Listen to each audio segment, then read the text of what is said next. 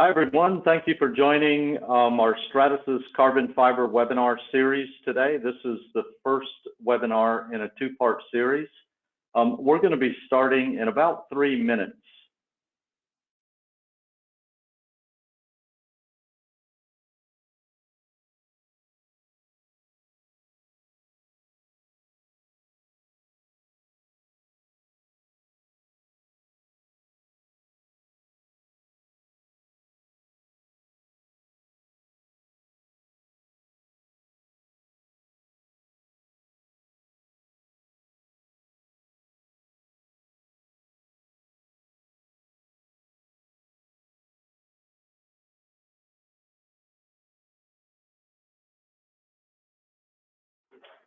Hi, everyone.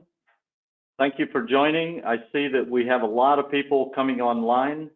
This is the Stratasys Carbon Fiber webinar series, and this is part one of a two-part series. We'll start the webinar in about 2 minutes.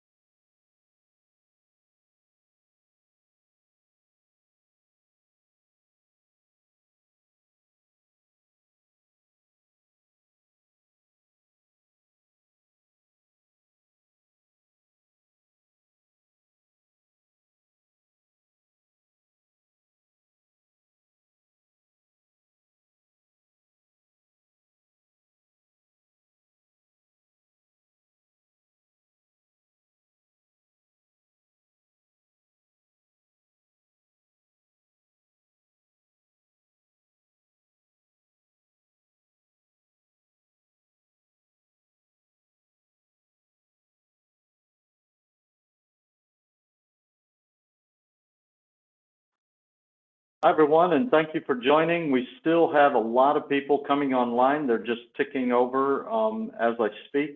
We'll start the webinar in about 1 minute.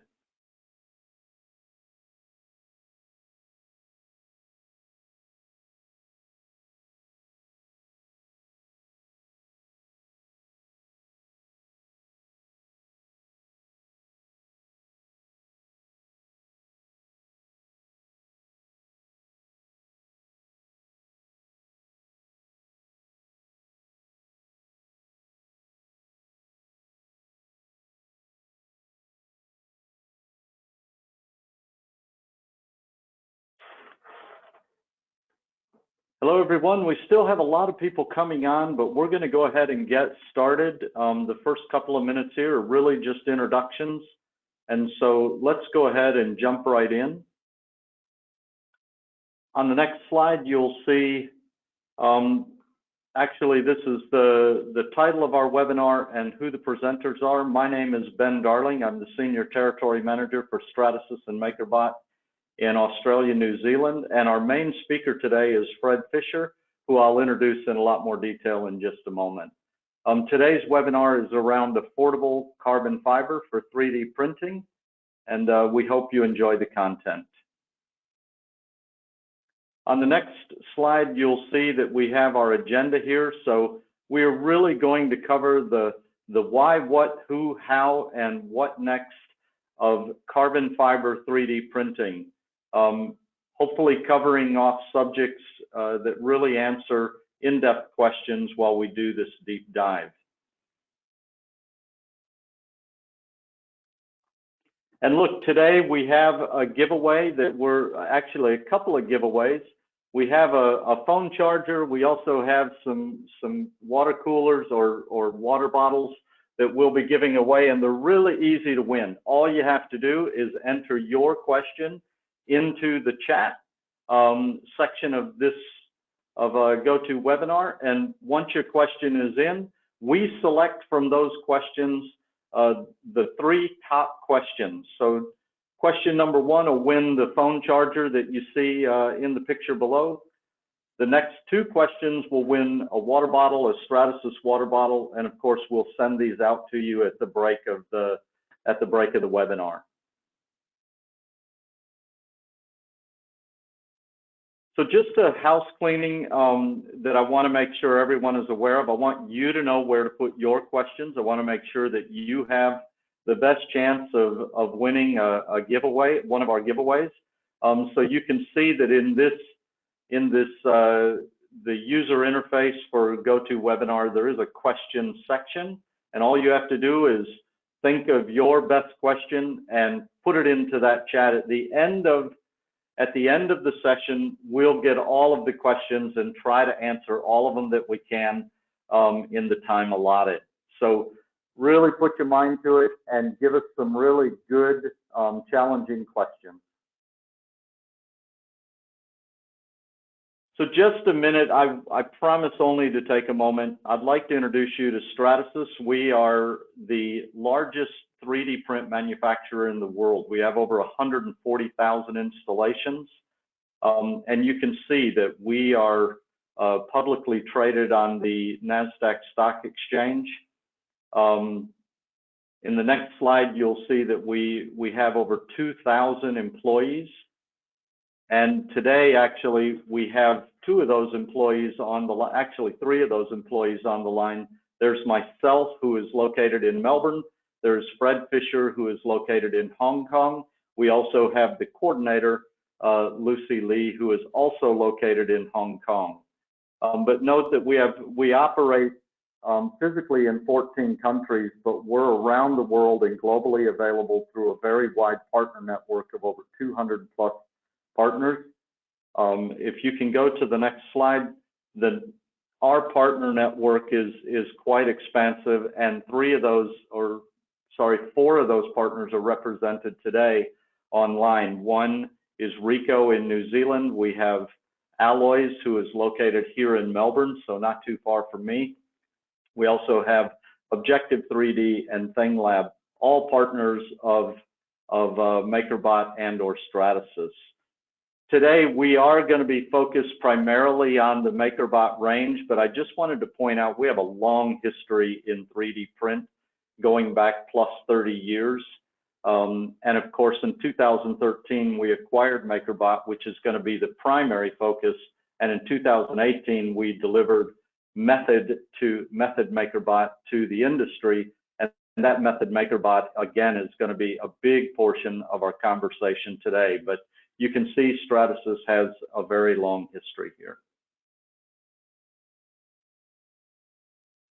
Here's where I'm going to turn it over to Fred Fisher, who is our engineering segment and channel enablement leader. Thank you for joining us here today, Fred. Just a few words about Fred. He's located in Hong Kong. He's been with Stratasys for, I hear, from 1942. But actually it's 20 plus years with Stratasys and has held a number of roles inside of our company. So we have a lot of respect for Fred, and nobody better to actually talk about carbon fiber solutions with us than the product manager who brought carbon fiber to Stratasys. So again, I'll turn it over to Fred to take it from here. But Fred, again, thank you for joining us from Hong Kong. All right, thanks so much, Ben, and welcome everyone. It's great to be here. Really excited to talk about affordable carbon fiber 3D printing solutions from Stratasys.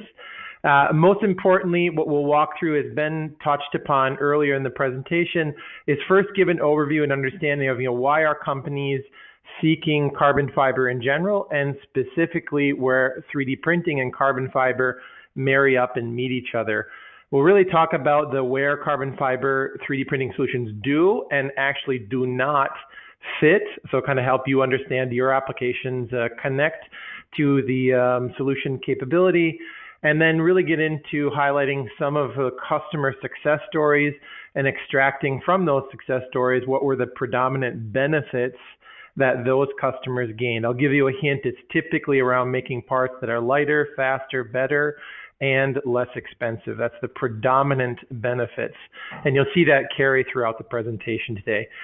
As Ben mentioned, this is always best when we answer your questions. We hope the content has done that, but nevertheless, obviously any ad hoc questions that you have, please ask them in the chat, and Ben will help me from a moderation standpoint to answer those.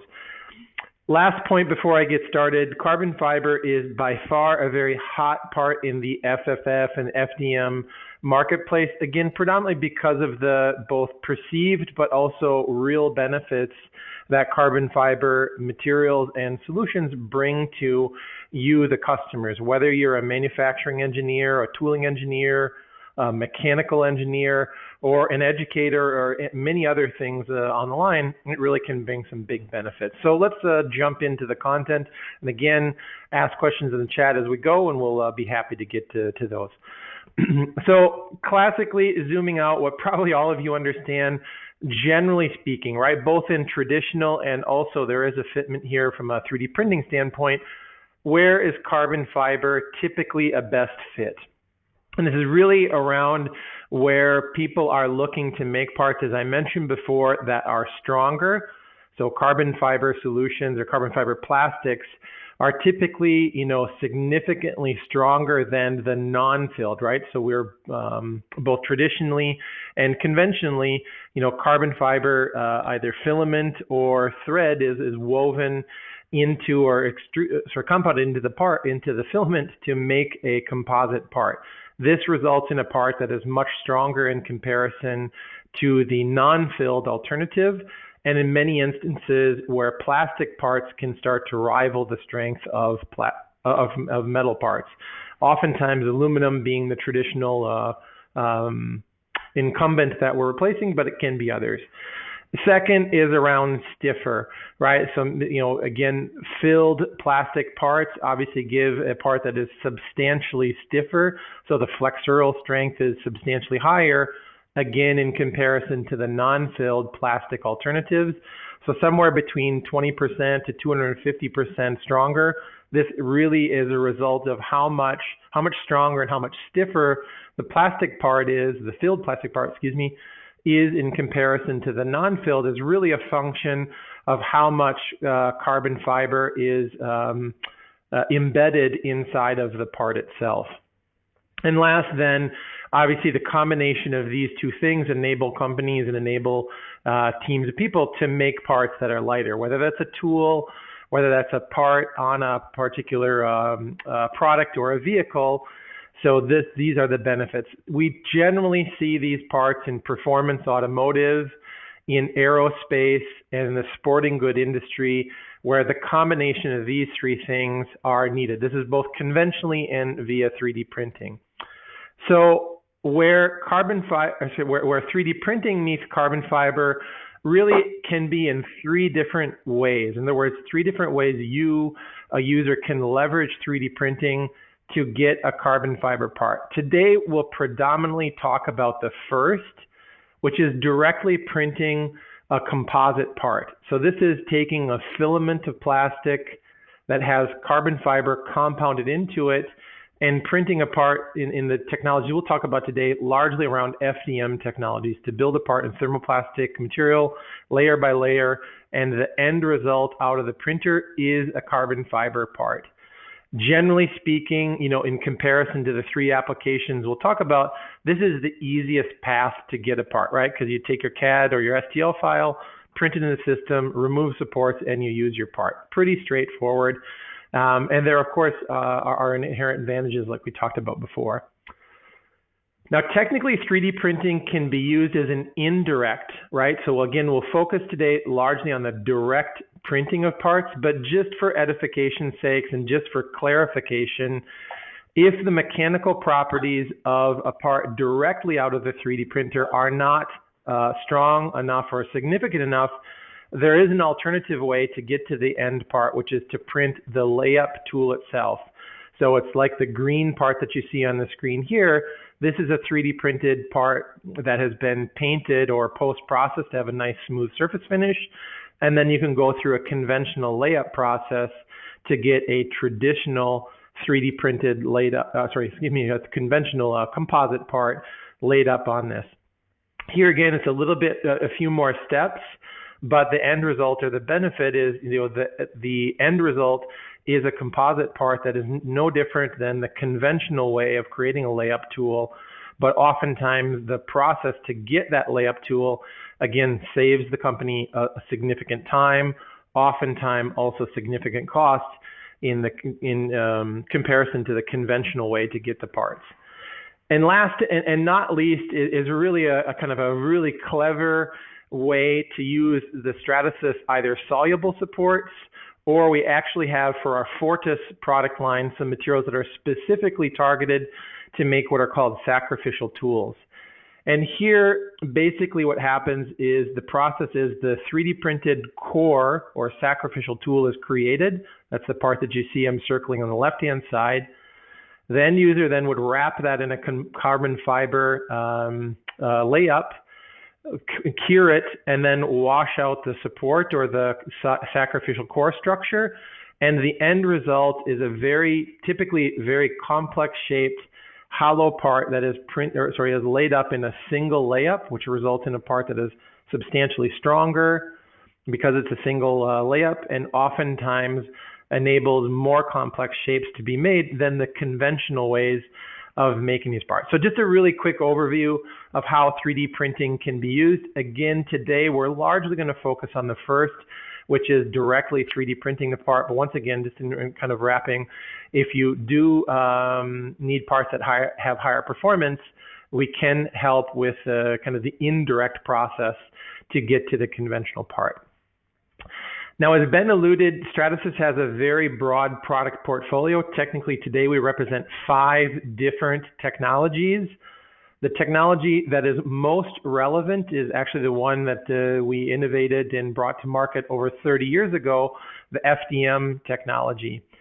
And even inside FDM, we have a very broad product portfolio. So starting with our most affordable 3D printing solutions, these start in the neighborhood of about 3,000 Australian dollars, about 2,000 US dollars, give or take, and work our way up through the product portfolio into what we call the F123 series, and then the Fortis products. As you move your way from left to right, basically, I'll say very generically, performance is what the end user gains. And performance really comes in around consistency of the output, the mechanical properties, the accuracy, and the overall repeatability of the parts. But generally speaking, you'll see that many of the materials that are available on the MakerBot printers are kind of available up the product spectrum as well. And the primary gain around the MakerBot solutions is really around accessibility, right? Making this affordable, not just for the largest organizations that are best funded, but to those of you on the call who are looking for more affordable alternatives, maybe to distribute to your engineers and your tooling team kind of across your organization to complement your centralized production facility, or simply just to get started in 3D printing. Primary gain in MakerBot in comparison to the other alternatives is it is a performance solution in comparison to its alternatives at this price point. So consistency, longevity, versatility, and flexibility are the predominant benefits, and we'll kind of tackle those or detail those out a little later in the presentation. So let's dig a little bit deeper in why carbon fiber. I touched upon a couple of these things, but first it's important to talk about the conventional processes in which carbon fiber parts can be created. First and foremost is predominantly around one of the kind of processes I mentioned, which is around laying up on top of this, right? So as you see in the upper left-hand corner, a mold of some sort or a layup tool is made, can be made in materials as simplistic as wood and some plastic that you see on the screen here. Also, as I mentioned, could be 3D printed. Then the carbon fiber sheets are laid up on top of that. It's vacuum bagged and cured, and then it comes out of the mold and it's trimmed and some post-processing done to it, and the part is used then. Again, as mentioned before, this process is very common in many different industries, but it's a very artisan-related process, right? There are not countless people in the world who really understand how to do this and do this really well. But nevertheless, this is the primary method, right? So a little bit complex and many steps in the process and very artisan-related. Now, another way to get to composite parts conventionally is really by using a composite of, sorry for the pun, both metal and plastic parts, and then also taking a kind of a billet of composite material and machining it away. So this is, in a sense, using CNC machining to, rather than start with a billet of metal or unfilled plastic, it's using a billet of carbon fiber plastic and machining that material away to get to the the end shape that you're looking for. Here again, advantages, obviously surface finish can be very, very good. The mechanical properties are extremely isotropic, or typically very isotropic, but naturally all the inherent downsides of CNC machining, right? Especially as the shape gets more complex, the cost and the time to do this gets a little bit more involved. So again, as I mentioned, we're really here to talk about the 3D printing process. I alluded to this, but here's kind of a visual to kind of help understand what's happening here. This around the FDM solutions is basically taking chopped carbon fiber that you see on the left-hand side of the screen. Typically, we use somewhere in the neighborhood of 30 to 35% chopped carbon fiber, compounding that into the plastic material, and then extruding it into spools of plastic that then get brought to the 3D printer to make the part. Nothing revolutionary. Probably many of you understand how 3D printing works, but just to level set the playing field so people do, again, the process to make a 3D printed part is taking a CAD or an STL file, bringing that to the 3D printer. The 3D printer produces that part in a layer by layer basis, and you're left with the final product. As I mentioned before, predominantly it's used as the direct composite part that the user interfaces with, but could be a tool, either a sacrificial tool or a layup tool if necessary. Now, why 3D printing is advantageous, as many of you probably understand, is complexity is free, right? So unlike the CNC process that we mentioned earlier, here you basically get complex parts for free, both in a time and often in an instance of cost, where there is a very direct relationship in CNC machining and also conventional layups to get composite parts traditionally. One of the other big benefits, of course, is the fact that this 3D printing makes low volume, high mix parts cost effective and, in a sense, technologically feasible as well. So this is one of the other benefits. So really can start to produce those very, very low volume parts, which are so demanded in many industries like performance automotive, in aerospace, in the sporting goods, especially personalized sporting goods equipment. The Olympics just happening in Tokyo is a classic example where there were many either indirect or direct 3D printed parts used by the athletes, of course, to help them gain, that fraction of a percent in comparison to their peers. So I touched upon this, but where is 3D printing or carbon fiber solutions being adopted and used? And here it's really kind of in a three cliche buckets. I know this is classically what we talk about in 3D printing, but it really is where it's adopted. First and foremost is around functional prototypes, right? So helping, I'll say, the manufacturing and the engineering people on this call, as well as educators, to have a quick, easy solution to create functional parts to test, validate the mechanical validity of the design, and then move forward with it. Second is around manufacturing tools. Probably by far our biggest application is really in the manufacturing tooling space, because that's really where the marriage of 3D printing today makes the most sense and also delivers the biggest value. But certainly we have examples of end-use parts. I'll show a couple examples of those, or at least one example of those anyway, in the customer success stories that we'll tap in just a moment. So really classically, the challenges that happen on the manufacturing floor. So now I'm zooming in to talk about manufacturing tools. And generally speaking, kind of the challenges that happen here are there's a desire and a need to make parts that are lighter in weight, more ergonomic in shape, but are strong and stiff so that it can survive the rigors of the manufacturing floor. And this is why 3D printing is such a great marriage. Now, conventionally, it's difficult to do this, right, to make parts that are stronger, lighter, less expensive, and faster to the manufacturing floor, because conventional processes have all these inherent disadvantages built into them. Again, this is making it traditionally via, let's say, CNC machining of either aluminum or metal or a composite billet material.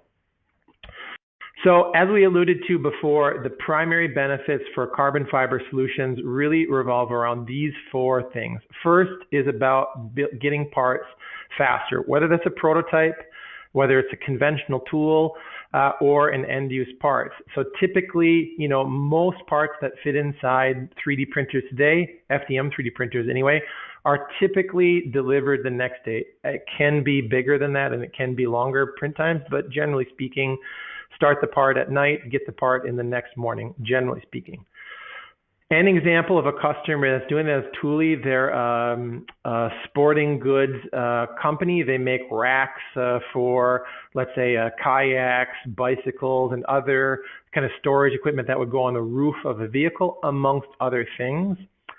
And they recently started leveraging 3D printing with carbon fiber solutions to enable their mechanical engineers to test metal parts or to prototype metal parts with the plastic 3D printer. So what you see in that guy's hand here are little clamps or clips that clip onto the rack of the vehicle, and these need to be very mechanically strong in order to mimic the metal. Actually, conventionally, these would be made in metal. And for them, the big advantage is traditionally they would outsource to either CNC machine or in many instances actually make a quick injection mold to get that prototype. Leveraging 3D printing for them enabled them to compress that time down from 2 weeks to basically the next day. So a big savings in time. Next up, we talked about lighter in weight, and here the advantages are relevant in prototyping, but especially in end-use parts and tooling on the manufacturing floor. Typically, tools that are 3D printed in carbon fiber solutions in comparison to metal are typically upwards of 70% lighter. A recent example that we did with BMW Shenyang, this is an organization in China. We helped them redesign a sunroof alignment fixture. So on their manufacturing floor, similar to what you see here, the conventional tool typically took 2 people to physically put on top of the vehicle and to adjust the sunroof. We were able to help them, and it was about 5 kilos in weight. We were able to help them create a design that was optimized for 3D printing, that reduced weight, and most importantly for them, took a 2-person operation and moved it to a single-person operation, which had inherent efficiencies on the manufacturing floor. So less fatigue, but more importantly, it's a much more efficient process. And this benefit repeats itself over countless customers that leverage 3D printing on the manufacturing floor. Now, less expensive, or I'll use the word cheaper, is also one of the benefits. So of course, the savings are biggest when a company is comparing outsourcing to get parts versus bringing in-house 3D printing. An example of that is Eckhart. This is a large manufacturing tooling supplier. So when companies like Airbus, Boeing, Ford, GM want to outfit a manufacturing floor, they ring up Eckhart, which is a Michigan, US-based company, and they come in and design, produce, and deploy all the tooling on the manufacturing floor. Eckhart has begun to leverage 3D printing as a complement to the conventional way that they design for and produce tools on the manufacturing floor to help deliver solutions to their customers that, again, are faster to deliver, but more importantly, lighter in weight, cheaper, and you'll see in a moment, more ergonomic. So Eckhart, a classic example, leverages, again, we see big savings, again, savings biggest when comparing outsourcing versus in-house. And the last benefit that I mentioned is really a big one, which is around better. And here, what does better mean? It can be the fact that the tool is more ergonomic, right? So we talked about how complexity is free with 3D printing. So designers and engineers especially tooling engineers and manufacturing engineers, are able to make a tooling design that is optimized for ergonomics rather than optimized for conventional machining benefits. But better can also mean it's easier to put more parts out on the floor and just overall accelerates the operation. A classic example that we've used for many years and still resonates to be very true is BMW, based in Germany. And there they have a team of ergonomic engineers who walk the manufacturing floor looking for injury risk. And for them, they state, and this is over a decade ago, that an elbow injury is $50,000 cost to the company if a worker has that injury, $100,000 for a shoulder, and $250,000 for a back injury. So their engineers are walking the floor looking for risk of these injuries and mitigating those risks through a variety of different processes. 3D printing is a major tool that they use because they can make those tools lighter, to some extent also less expensive, but really around making it lighter and more ergonomic to dramatically mitigate or reduce the risk of worker-related injury and fatigue. Naturally, there's a correlation between the weight of the tool and repetition of motion, but also the shape of the tool. So here what you see is on the left-hand side, the conventionally manufactured CNC aluminum fixture to put the badge on the back of a vehicle, versus on the right-hand side, the kind of complex sort of steering wheel shaped part is optimized for additive. So classic advantages: faster, lighter, cheaper, better are the key reasons why 3D printing meets carbon fiber solutions. Really quickly, just kind of comparing and contrasting 3D printed parts versus conventional metal, right? So as we alluded to, carbon fiber solutions are often chosen both conventionally but also via 3D printing to be a replacement for metal, whether that's for a tool, for a production part, etc. Again, in some instances to help reduce weight. Here we see the density or the specific gravity of aluminum versus nylon carbon fiber, right? So basically a nylon carbon fiber is about half the weight, or actually a little less than half of the weight, almost 40% of the weight, in comparison to the aluminum alternative. Again, printing a fully dense part for a fully dense part. From a mechanical standpoint, the carbon fiber 3D printed parts start to rival. They don't always meet the same strength and stiffness as metal parts do, but they come really close. So here you can see from a tensile strength standpoint, right, coming really close. So 110 megapascals versus 150 megapascals for aluminum. So in many, many instances, the strength of a composite 3D printed part is good enough for the application. And when it isn't, we can help, or your engineers can, I'll say, optimize the design for 3D printing to get the mechanical properties within tolerance, right? So this is, again, just kind of a comparison of nylon carbon fiber you see in gray in comparison to ABS and nylon, kind of the other alternatives. So substantially stiffer and substantially stronger in comparison to the non-filled materials, as you would expect. And also, as you saw in the previous slide, pretty good performance in comparison to conventional alternatives. Really quickly, kind of accelerating through this, where we see parts, nylon 12, carbon fiber 3D printed parts certainly can be on the manufacturing floor, and here it's a real wide variety of applications. So from assembly, where workers need sort of a third hand to do something, to the inspection departments where they're maybe doing QC for first article inspection or periodic inspection, to health and safety, to also end of arm tools. For the biggest four areas that we see, just to kind of highlight a couple of those, are end of arm effectors, right? This is a custom tool that would go on the end of a robotic arm for whatever operation it's performing, whether it's picking up a part and moving it, or it's inspecting it, or any other combination of. Ergonomic aids, as I mentioned before, like BMW in Germany, who are looking for ways to make tools lighter, to some extent faster and more ergonomic to reduce worker injury. Alignment fixtures, which again can happen in the CNC area, but also can happen out on the manufacturing floor to produce the products, more consistently and repeatably. And last then also is around sheet metal forming, right? So carbon fiber parts have very good compressive strengths and can be used to lay up or to form sheet metal on top of it. Real quickly, before we show some of the customer success stories, just give a few examples of where carbon fiber is used. Here's an example of a metal bending tool out on a hydraulic press. So a pipe would go in here and get bent around this 3D printed part. Again, why would you choose it? Because it's faster and less expensive to produce this layup tool in comparison to the alternatives. Functional prototypes, again, in this instance, a bicycle pedal where the mechanical forces, right, the tensile strength needs to be very high as well as the stiffness. And this is a great alternative using plastic in comparison to, let's say, the metal alternative. And end of arm tooling, and I'll give a success story in end of arm tooling in just a moment. So really quickly, transitioning into some of the customer success stories.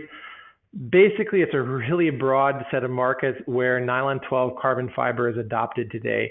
When we look at prototyping, it's almost across all of the applications and industries, because in many instances, that strength, that lighter, faster, stronger, and stiffer is really advantageous for prototyping, but definitely for tooling on the manufacturing floors. So you see it across almost all industries. Now I'm going to give just a couple really quick examples, one of which is a very recent success story that we had with a European-based performance racing company called ProDrive. So they recently had to develop and produce a car for the Dakar Rally, and they leveraged the MakerBot 3D printing solutions to help design and produce components that physically went in the car. So over 30 parts physically were 3D printed and went into the car, and this helped accelerate getting the car ready on time for the race, but also optimized for the specific Dakar Rally. So let me transition over to the video. We'll watch it.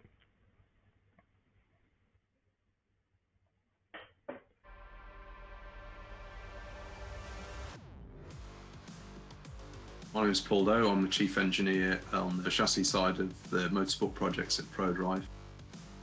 ProDrive's always been looking at the latest trends and technology, and where the Method X fits quite nicely is giving us the tech of a really big, high investment machine in the small format.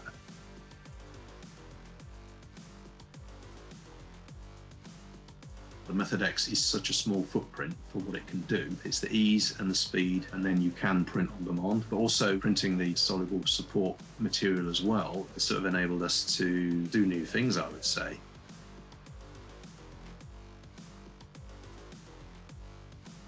We've carried these machines with us in truck and printed remotely in the middle of nowhere, taking real advantage of that speed of the process, open the doors to quite a lot of different things. So far, something like about 30 parts on the car, which are made on the Method X. The heated chamber enables us to print some of these high performance materials. Also the ability to make easy changes and then make your production release an hour later. It means we can do some quite complicated parts.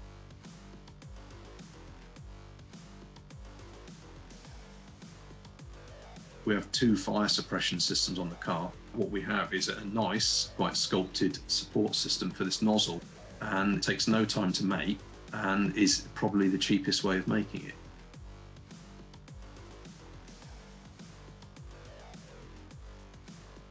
We have flexible materials, so that's our next step with technology, is to start looking at some flexible parts.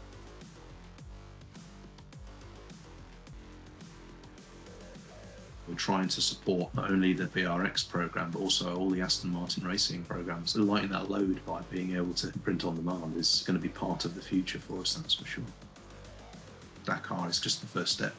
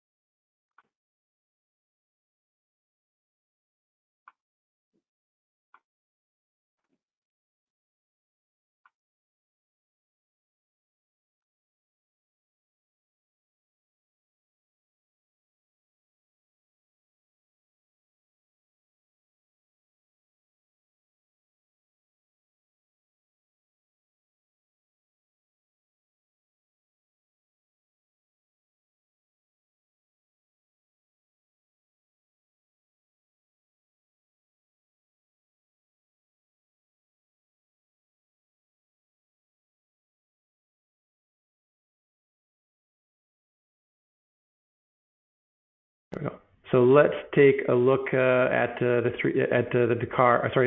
All Axes story.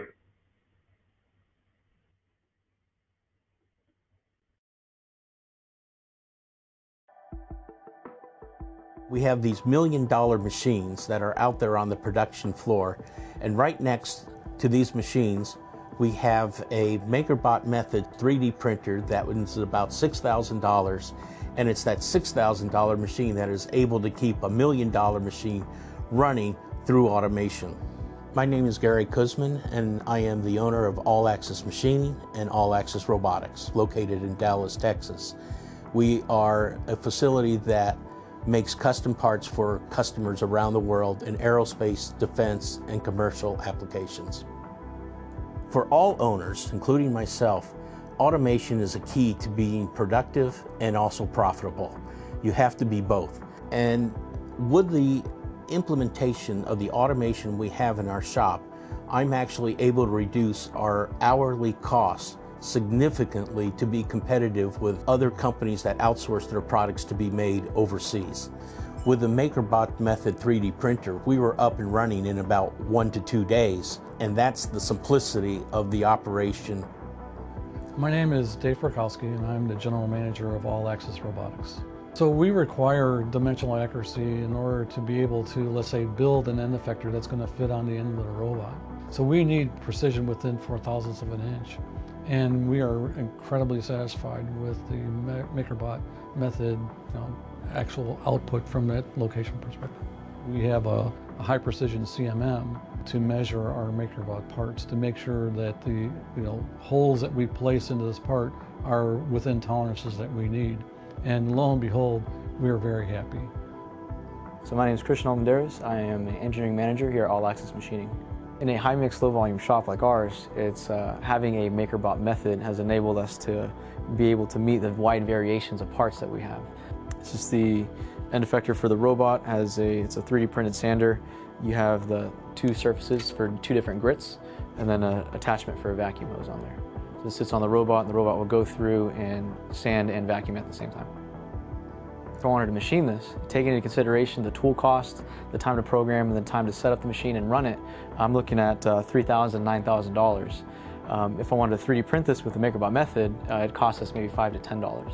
There's a very large need to develop custom parts, and not all of this is possible by making them on a CNC machine. So when we purchased the MakerBot Method 3D printer, we automatically obtained all that capability for customizing all these different parts that we need.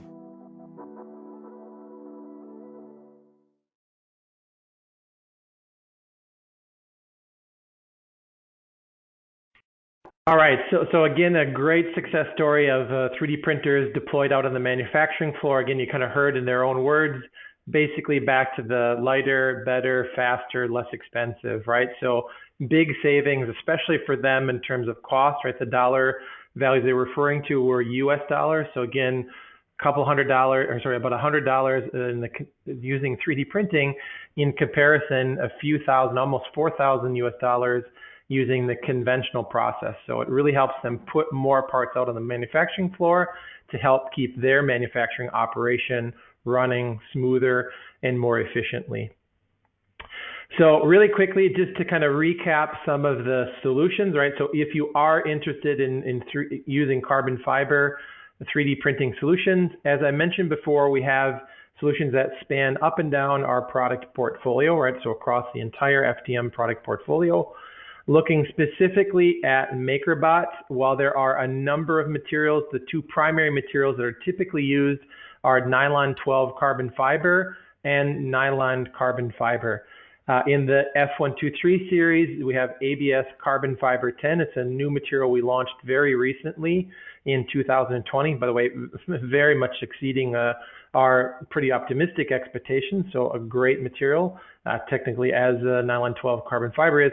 And we've had nylon 12 carbon fiber on our Fortis product portfolio for almost 8 years now, as Ben alluded to in the very beginning of the call. Quickly, MakerBot has a variety of composite materials, actually technically 6 in total. two of which are what are called MakerBot direct materials. So these materials, the printer has been fully tuned to the materials, but we also offer what are called labs-based materials. These are from third-party companies that really expand the application portfolio. So these are ABS carbon fiber, PET carbon fiber, and then although they're not carbon fiber composites, we have an ESD-based material and also an FC material for ABS as well. Really quickly, just diving into why nylon carbon fiber versus nylon 12 carbon fiber in the MakerBot portfolio really revolves around the mechanical properties that the application dictates and requires. So nylon carbon fiber, the material on the left-hand side, has the highest heat deflection and mechanical properties, but it is, as all nylons are, and technically as all thermoplastics are, but as all nylons are, hydroscopic. And for those of you who understand FDM technology, that's the one thing that you want to manage, is minimizing or eliminating moisture in the filament. That is one of the key best practices to get consistent, accurate, repeatable parts. Nylon is probably one of the most hydroscopic materials on the market in general, right? Both for conventional technologies and as well as for 3D printing. So most of our customers choose a material that is a little less hydroscopic. So that's the material on the right-hand side of the screen, MakerBot nylon 12 carbon fiber, which really still gives very good mechanical properties and thermal performance with a material that's much less hydroscopic, so it's a little bit easier to use. In all instances for MakerBot, we manage moisture. Material comes in sealed bags.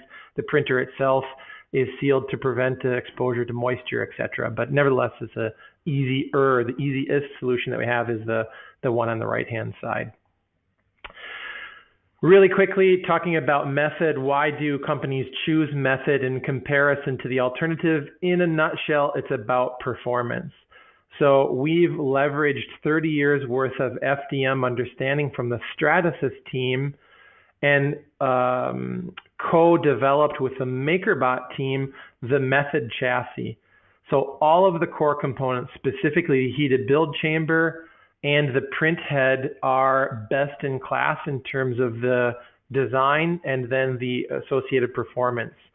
So the general benefit in comparison using a MakerBot carbon fiber system in comparison to many of the other alternatives at a similar price point, revolve around the fact that we can produce parts substantially faster.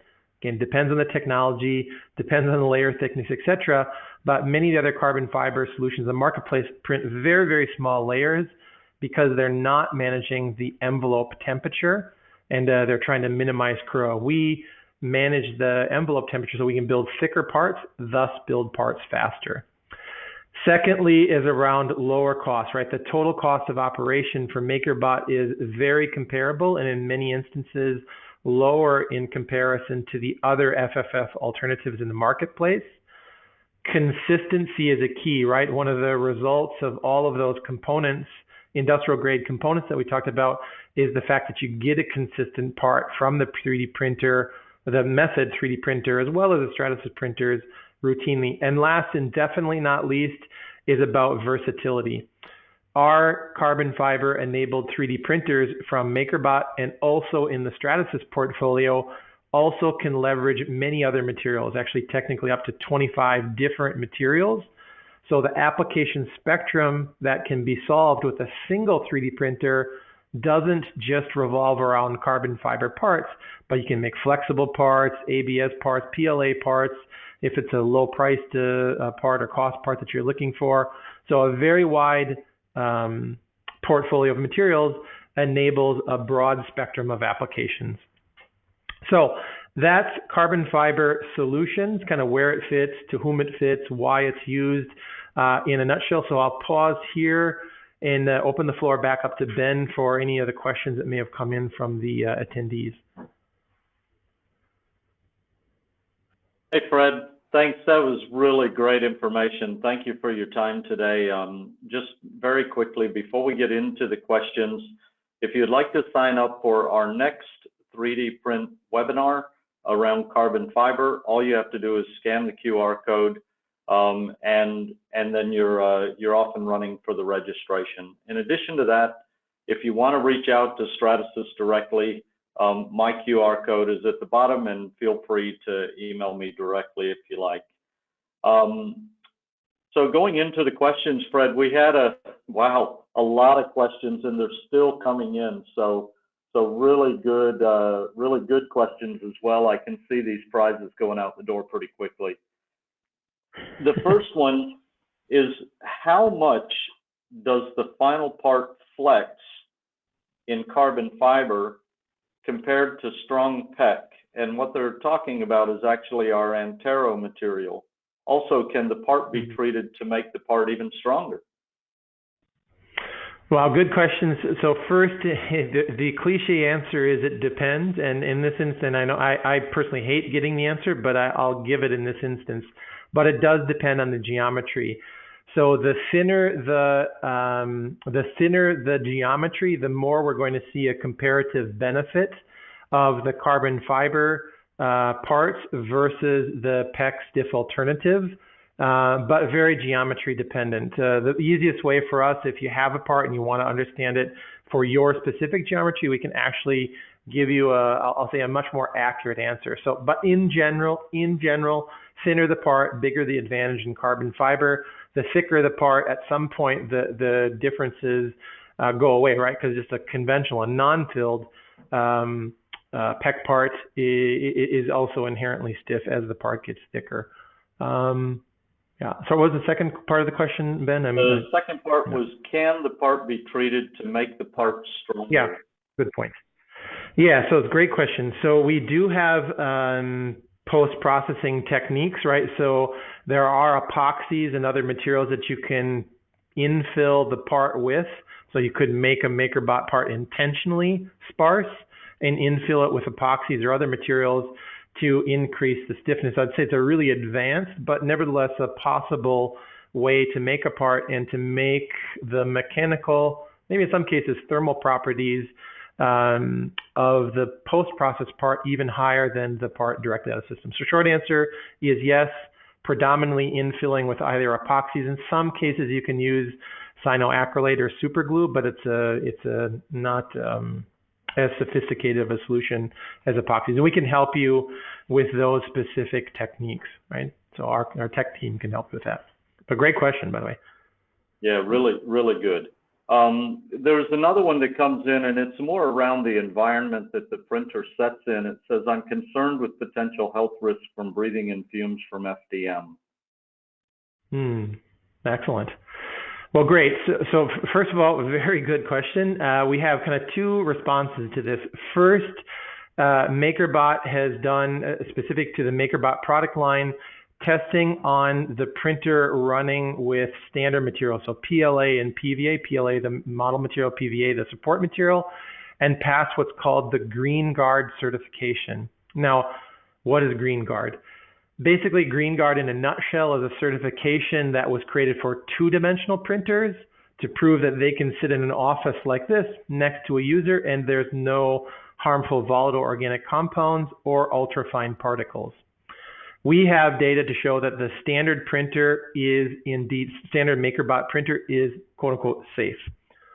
For those of you on the call who want to make a safe printer safer, we've recently launched what we call a clean air system. So basically it's a HEPA and a charcoal filter that sit physically on top of the Method 3D printer.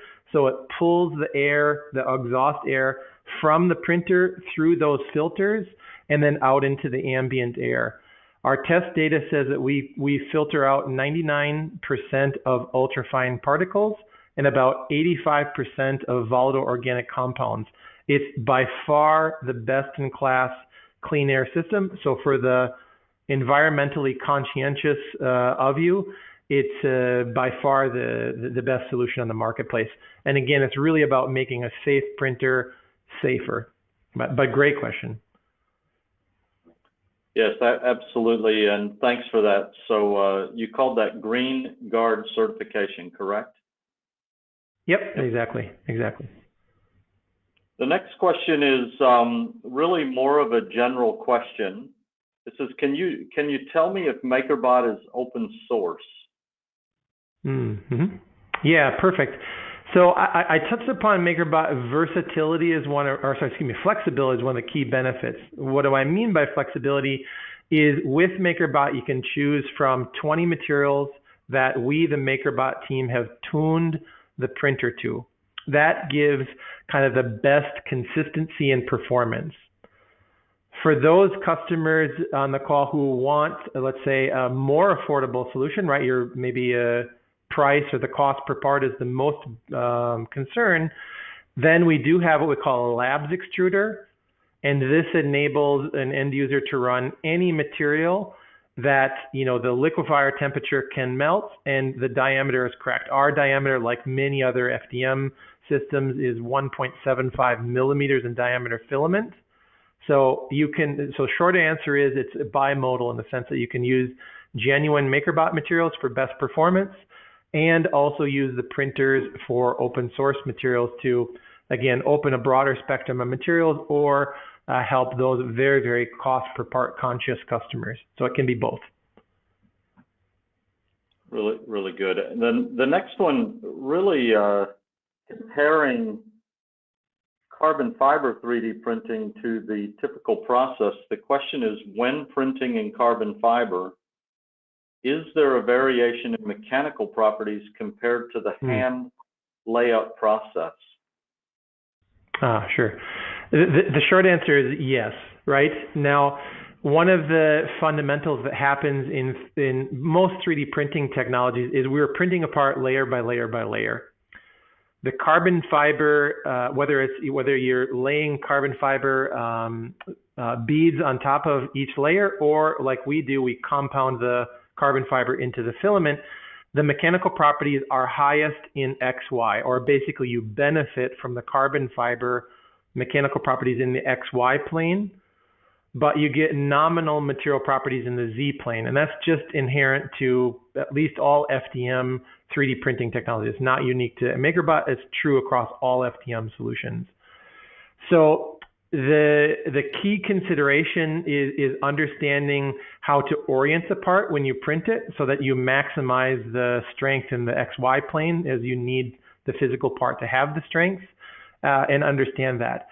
If, like I mentioned before, having isotropic properties is critical, then using 3D printing as a layup tool may be a better alternative to get to a part that has isotropic properties. So short answer is it is not 3D printed parts. Carbon fiber 3D printed parts, are not isotropic. We are kind of unapologetic about that, but we help you understand how to design and orient the part to kind of take advantage of the strengths and I'll say mitigate any of the limitations. Right. But also a great question. Really good question. And I know that in our next webinar that we'll be going into this particular area quite in a lot of detail. Look, we've only got 4 minutes left, Fred, so maybe we can kick off a couple of more questions here. Does 3D printing have fire retardant anti-static manufacturing rating? And asking this question in regards to underground use in coal mines. Wow. So great, very specific question. One of the best parts about 3D printing is the diversity of applications. One of the biggest challenges in 3D printing is the diversity of applications. So I must admit, I don't know the answer. We do have flame retardant materials in our MakerBot portfolio. What I cannot say off the top of my head is whether we have all the certifications specifically to underground mining. So if, Ben, if we can capture the specific contact, I'll commit to get an answer back on that question. But again, great question, and you've officially stumped the chump. I don't know the answer. Yep, I do know too that we have ESD7, which is static dissipative, and is quite often used in mining applications. Yes. Yep. Look, this next one again goes back to kind of the environment that the part lives in, and it's asked is carbon fiber filament suitable for making parts for use in outdoor environments, and then there's several environments listed here. One is UV or sun-related environments, hot and or cold weather, and the list goes on. I think we will need to come to this one with a lot more detail around the physical environments listed, but if you could just respond a bit to this one, Fred. Yeah, so first, again, I'll go back to the cliche answer. It depends on specifically how extreme the temperature ranges are, colds and hots, and the exposure and the variation. As it relates to UV, we do have ultraviolet resistive materials in our portfolio. They are not the composite materials. So ASA is a classically chosen material because it's very similar to ABS, but has UV resistant or stable properties to it. So that would work if you wanted to produce a part that was directly out of the system. In instances where a carbon fiber part is needed, so whether it's ABS or nylon-based materials, and there will be prolonged UV exposure, typically what we would recommend there is to post-process the part, aka paint the part, to obviously mitigate the exposure for the core 3D printed part to UV. And I'd have to get the specifics on the temperature fluctuation and how long the part needs to last to give a bit more specific answer on can it survive heat and cold fluctuations. Generally speaking, it's thermoplastics, so they're good in those environments, but again, it very much depends on the parameters that you're looking to survive. Perfect. Thank you for that, Fred. Look, we have a lot more questions, but we're going to need to respond to these questions via email, which we'll commit to doing. So we have the questions listed out by the person that asked them, and you'll receive an answer via email to your specific question. Just before we get off the line, I'd like to say thank you again, Fred, for your time today and your expertise in presenting all about carbon fiber. And I also wanted to advise or let people know that if you want more information around MakerBot, you can go to makerbot.com.au. And alternatively, if you want to know more about Stratasys, you can go to stratasys.com.au. And those websites will have full listing of all of our hardware, all of our materials, and they also have some support mechanisms on those websites as well. I know that makerbot.com.au has actually a live chat that is quite active, so feel free to use those resources. Again, if you have a specific question that you would like answered, my QR code is here in front of you. I'm happy for you to scan that and email me direct, and I'll make sure that I get the answer that you require. So again, thank you again, everyone, for joining us. It's been a great turnout today, and we look forward to seeing you in our next webinar. All right. Thanks, Ben. Thanks, everyone. Much appreciated. Happy to be here.